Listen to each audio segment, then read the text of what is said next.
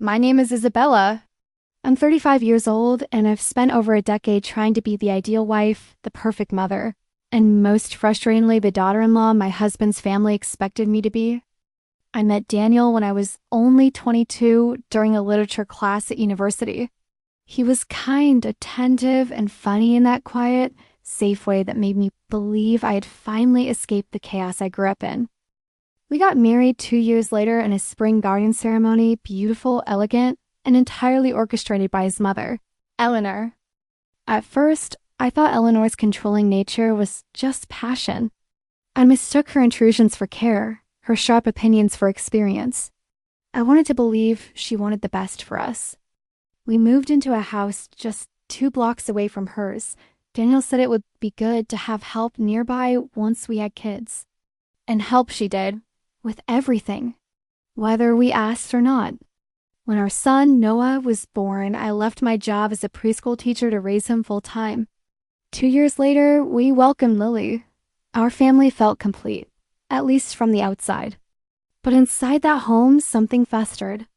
It was subtle at first. Eleanor questioning my every decision, Noah's diet, Lily's sleep schedule, the books I read to them. She'd bring over toys I'd banned, suggest corrections to how I cleaned, and always referred to our home as Daniel's place. Because I thought silence would protect our peace. I was wrong. That silence? It became the very thing she used against me.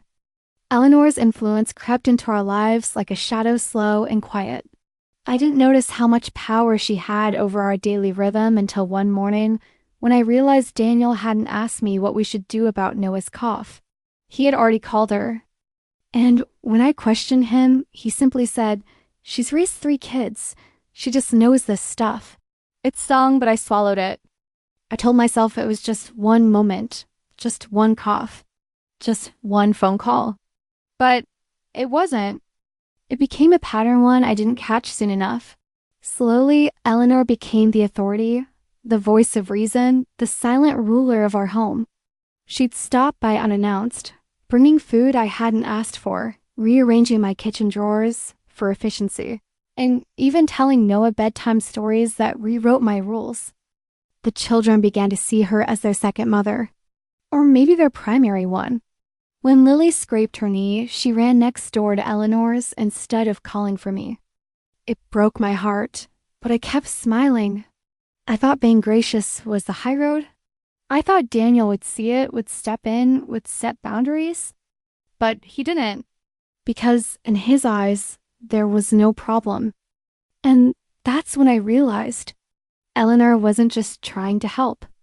She was replacing me, bit by bit, moment by moment, until I would become nothing but a faded background in my own family. It happened gradually, but the culmination hit me like a freight train on Noah's 8th birthday. I had spent weeks planning the party handmade decorations, Noah's favorite dinosaur-themed cake, the guest list carefully curated with his closest friends from school. I wanted it to be special, memorable. And it was, but not because of me. The moment guests started arriving, Eleanor took over. She welcomed everyone like the hostess. She gave a speech. She passed out gifts. She even had the gall to stand next to Noah during the cake-cutting photo, pushing me to the side with her smile still intact. In every single photo, I was either cropped out, blurry in the background, or not present at all. That night, I cried in the laundry room, holding onto a balloon as if it could anchor me back to the family I thought I had. Daniel found me there and said, "You're being dramatic." My mom just wanted to help. Help. That word had become poison in my mouth. That's when I knew something had to change. Not with her, but with me. I couldn't remain the ghost in my own story. I was going to reclaim my voice, but I would do it silently, strategically, and in a way she would never see coming. I started with observation. No accusations, no fights. Just silence and study. I watched how Eleanor moved what routine she relied on, how she manipulated Daniel with guilt, how she used nostalgia and family stories to cast herself as the irreplaceable matriarch. I even noticed how she spoke to the children when I wasn't in the room. Once, I stood by the staircase and listened as she told Lily, Mommy just doesn't understand what's best for you yet. Yet. As if motherhood was a skill I was still trying and failing to earn. But I didn't react. I smiled. I thanked her. I played the role she assigned to me. Because while she was rewriting the script, I was drafting the sequel. I began journaling, writing down every invasive comment, every decision made without me, every time Daniel sided with her. I saved photos. I recorded conversations. I tracked patterns. I needed proof. Because when it came time to rise, I wasn't going to argue. I was going to present receipts. The hardest part wasn't keeping track of Eleanor's overreach. It was facing the reflection of the woman I had become. One morning, I caught sight of myself in the mirror while brushing my teeth. I looked tired, faded. My shoulders were slumped.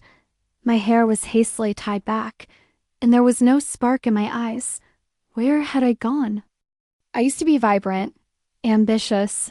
I had dreams of opening my own preschool one day. I used to laugh with my whole body and dance in the kitchen, even when no one was watching. Now I barely had the energy to choose what to wear. I stared at my reflection and whispered, "You're not gone. You're just buried." That day, I began to reclaim the woman I used to be, not loudly, but deliberately. I started waking up early to journal, not just about Eleanor, but about me. What I missed, who I was before I gave it all away. And slowly, I started to breathe again. But this time with intention. I scheduled therapy. It felt like a betrayal at first, as if I were exposing secrets I wasn't allowed to speak of. But after just one session, I realized how desperately I needed someone to hear me, to validate me. My therapist, Claire, didn't tell me what to do. She asked me who I wanted to be. And the answer was simple: a mother, a wife, but also a woman with boundaries, a woman with dignity, a woman who would no longer allow herself to be erased. Together, we built a plan not to attack, not to destroy, but to rebuild myself, my voice, my place in my family. It began with small steps, and it would end with Eleanor learning the most important lesson of all. You can't take what doesn't belong to you. Not my children, not my husband, not my home, and certainly not me. I began with space, not distance, but ownership. One Saturday morning, while Eleanor was out for her weekly errands, I reorganized the kitchen, every drawer, every cupboard. I returned it to my logic, my system, my touch. I even labeled jars, something she always mocked as too formal. Daniel raised an eyebrow when he came home. Why change it? Mom just did that last month. I smiled without blinking. I wanted to. He didn't respond. And that silence, for once, wasn't suffocating. It was mine. Then came the living room. I replaced photos that featured only Eleanor and the kids with family portraits. I had taken ones where I was centered. I brought in small touches, a candle I loved, books I had read, colors that made me feel calm. Lily noticed first. "Mommy, our house looks happier now." I kissed her forehead, heart thudding. "It feels happier too, sweetheart." Little by little, I was reclaiming my home. Not as a battlefield, but as my ground. Eleanor noticed the changes. Of course she did. She walked into the living room that Sunday, stared at the bookshelf with her lips pressed tightly, and said, "It feels different in here." I poured tea. "It does." She didn't respond. Her eyes scanned the room like a general inspecting a stolen base. Then came the kitchen. She opened drawers, hesitated by the spice rack, and finally turned to me. "Did you move everything?" I met her eyes and said simply, "I did." There was a beat of silence, like a held breath. Then she laughed a sharp, brutal thing. "Well, I suppose every woman likes her own order." And with that, she sat down. But her grip on the teacup was just a little too tight. She knew. I wasn't fading anymore. I knew Eleanor was old-fashioned, but not so much that she didn't dabble in technology, especially when it came to managing family events, group chats, and occasionally Daniel's calendar. She had access to everything. So I changed that. I started with the home Wi-Fi password. Then I reset the shared calendar settings. I created a private digital folder one she couldn't see where I documented every instance of overreach, every voice memo of her condescending tone, every message where she subtly implied I was unfit. I wasn't collecting evidence for revenge. I was building a fortress. It wasn't about dragging her name through the mud. It was about proving to myself that I hadn't imagined it all. That this wasn't in my head. That my story mattered. And every screenshot, every recording, was another brick in the wall that would protect me when the time came. Because it would come. Eleanor's next move wasn't loud. It was clever. She invited the children over for a sleepover. Just a fun grandma night. Daniel encouraged it, he always did. Said it would give me a break. But when the kids returned, Lily asked me why I didn't know how to make real pancakes like Grandma. And Noah said Eleanor told them stories about how Daniel was such a good boy even when his mother was tired and sad like Mommy gets. I froze, tired and sad. Like Mommy gets. I looked at Daniel. He shrugged. She means well. There it was again. That phrase. But this time, I didn't swallow it. I smiled, kissed my kids, and then went upstairs. And I wrote it all down. Because love doesn't look like manipulation. And grandmothers don't erase mothers. I waited for the right moment not to blow up, not an ambush. Just a quiet dinner, Eleanor, Daniel, and me. The children were at a friend's house. I had cooked her favorite meal, eggplant parmesan, with extra basil, just how she liked it. She ate in silence, the tension humming beneath every bite. Then I spoke. Eleanor, I've noticed you've been telling the kids stories that sometimes paint me in a strange light. She blinked. I'm just sharing memories. That's what grandmas do. I understand, I said. But I'd like to ask that those stories celebrate family, all of us, including me. Daniel looked between us, suddenly alert. Eleanor set her fork down. Are you accusing me of something, Isabella? I shook my head. I'm asking for something. Respect. The room fell still. And in that silence, I didn't feel small. I felt anchored. One morning, I went outside to weed the garden, a space I've long abandoned, overrun by vines and Eleanor's taste in ornamental flowers.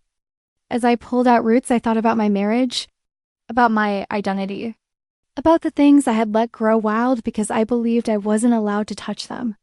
The garden was a metaphor I couldn't ignore anymore. I spent the day tearing out what didn't belong. I tilled, replanted, watered. I laid new stones. I dug deep. When Daniel came home, he stood at the edge of the lawn, staring at the transformation. Looks different, he said.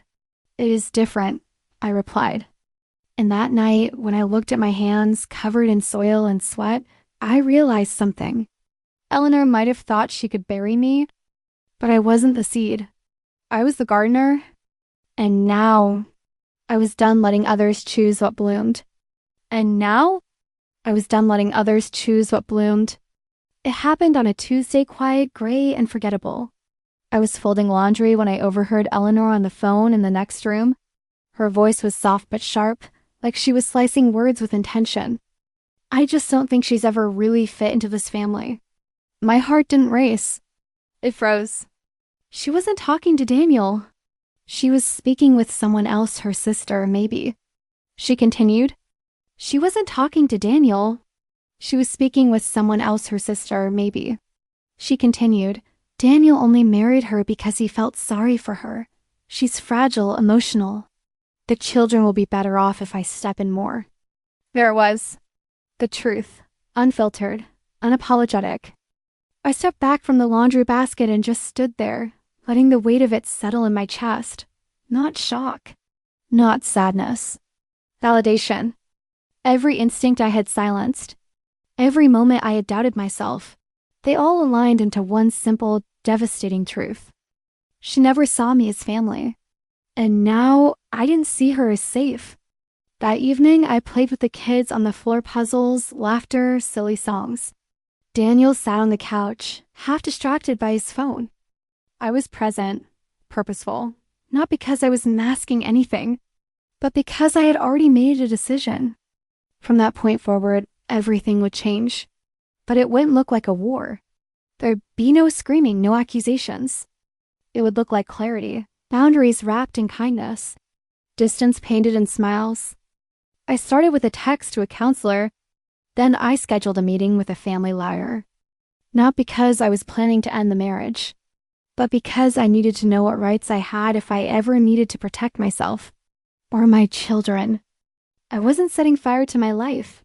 I was drawing a map in case I ever had to escape the flames. The next weekend, Eleanor offered again to take the kids overnight.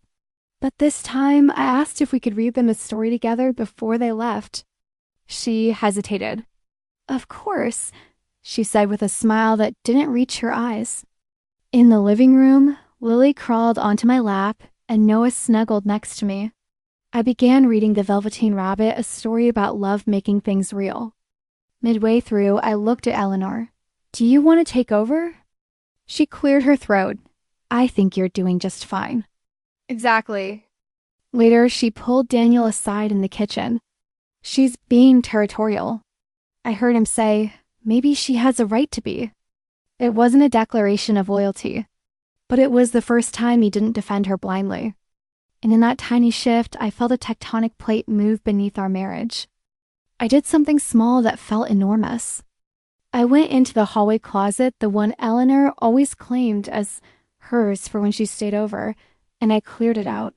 Boxed up her spare slippers, her bathrobe, the night cream she liked to keep just in case.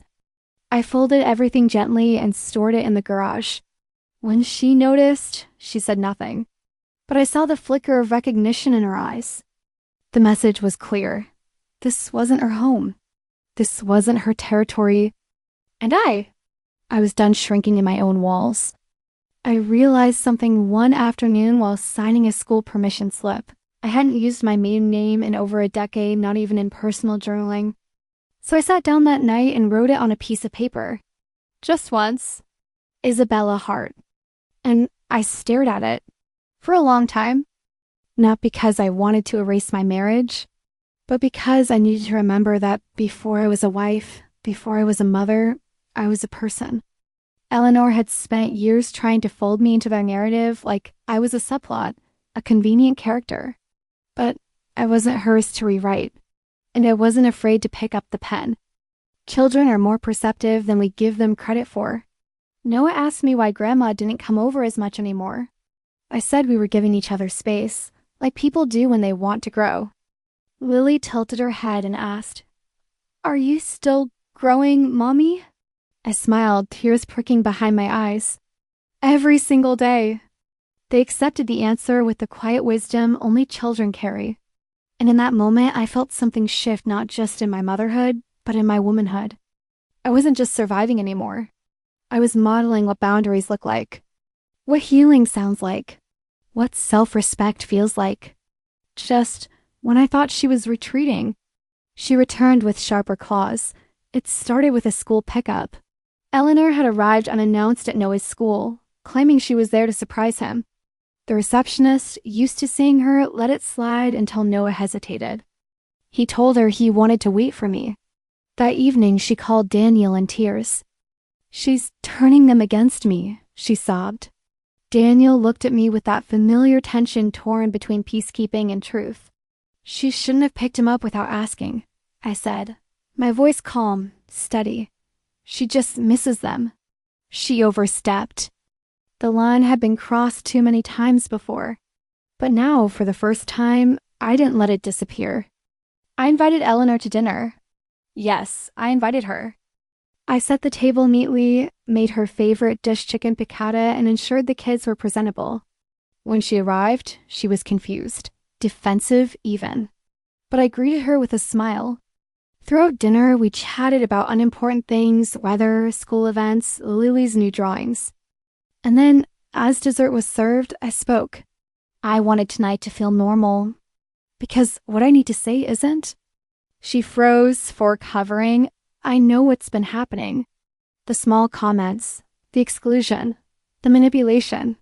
I've let it go for years. I thought silence was strength. I leaned forward. But silence became your weapon. The room went still. I didn't yell. I didn't cry. I simply looked her in the eye and let the truth settle. That night, Daniel didn't speak, not for hours. He sat in the backyard, nursing a beer, eyes fixed on the darkness beyond the porch light.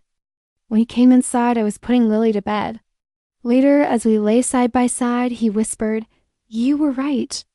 My heart skipped. All this time. I thought keeping the peace was protecting us. But I think I was just avoiding the truth.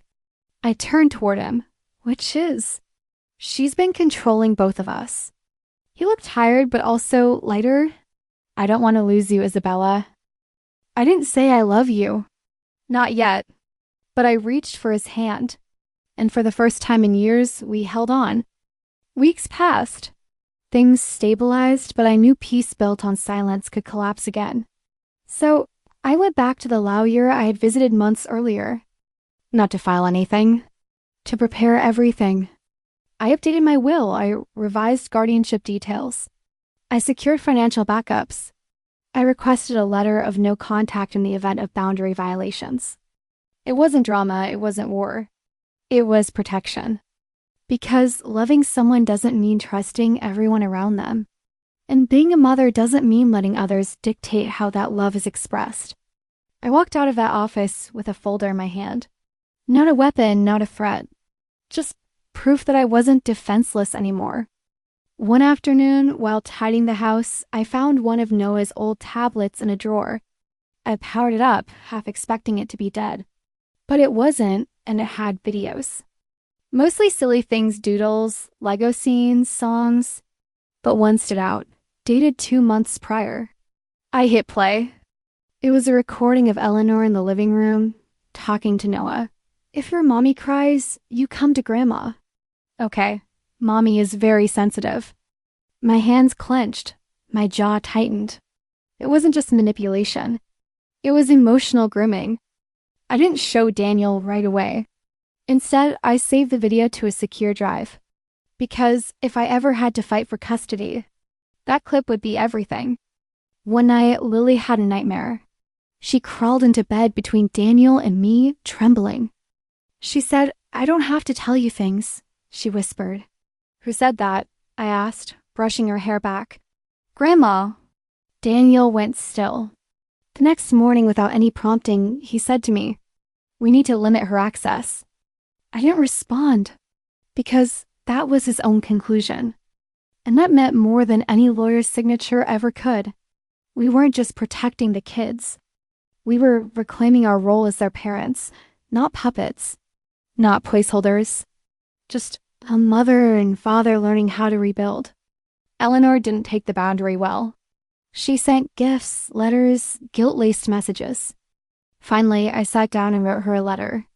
Not out of rage, but closure. I wrote, "Eleanor, for years I mistook your control for concern, your silence for support, your presence for partnership. I now see the truth. This isn't about hate. It's about healing. Please respect our space. Our family needs air to breathe. Sincerely, Isabella." I didn't mail it, Daniel did. Because we were a unit now. One rainy afternoon, as thunder rolled in the distance and Lily was napping upstairs, the doorbell rang. I wasn't expecting anyone. I opened it to find Eleanor, standing under a black umbrella, soaked but composed.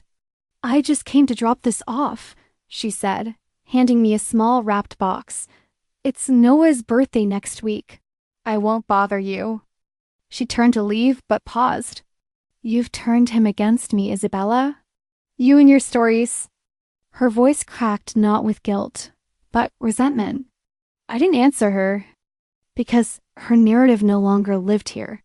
As I shut the door, I whispered to myself, "You erased your own welcome." Inside the box, a photo album, half the pictures were of Daniel and the kids. I wasn't in a single one. She'd been erasing me long before she ever said it out loud. That evening, I showed Daniel the album. He flipped through it silently. Then he set it down on the kitchen counter and looked at me eyes heavier than I'd seen in years. "She's always tried to make it seem like she was the center of everything," he said. Even when we got married, she told me to hide certain photos of you from her friends, said you didn't match her vision. It hit me like a cold wave. She wanted to keep you. But on her terms, he continued, I let her. For too long. He didn't cry, neither did I. But he took the album, walked outside, and placed it gently in the trash. That was his choice. And for once, it didn't come too late. Weeks later, we took a new family photo. No pressure. No coordinated outfits. Just the four of us at a local park, laughing as a neighbor snapped the picture. In that moment, we weren't performing. We were just being... Noah had his arm around Lily's shoulders. Daniel had his hand resting on my back. And I finally felt seen. This picture now hangs in the hallway where Eleanor's old framed portraits used to be. Every time I pass it, I remember. Family isn't defined by blood or obligation. It's built with boundaries, love, and choice. Months later, a letter arrived in the mail. It was from Eleanor. It was different. Apologetic, not manipulative. She wrote that she was in therapy, that she realized she had tried to control out of fear, that she never truly believed anyone would love Daniel or the kids the way she did, so she kept trying to stay important. It didn't change the past, but I didn't throw it away. I placed it in a drawer, beneath the documents from my lawyer, beside the USB stick holding the secret video. Because even if forgiveness one day bloomed ... protection would always be my priority. My final move wasn't revenge. It wasn't public. It wasn't dramatic. It was quiet, intentional, and for me. I started teaching again part-time. I reconnected with old friends I drifted from during the chaos. I even signed up for a writing course because there was a story I knew only I could tell. And Daniel? He comes to every recital, every school play, every Sunday pancake breakfast like he's showing up for the first time. Our kids no longer flinch when the doorbell rings. They don't ask, is Grandma mad at you? And me? I don't walk on eggshells anymore. My name is Isabella. I'm 35 years old. And I saved my family by refusing to be erased. Not with rage. Not with revenge. But with one last move. One she'd never forget. If you like this video, please comment and subscribe.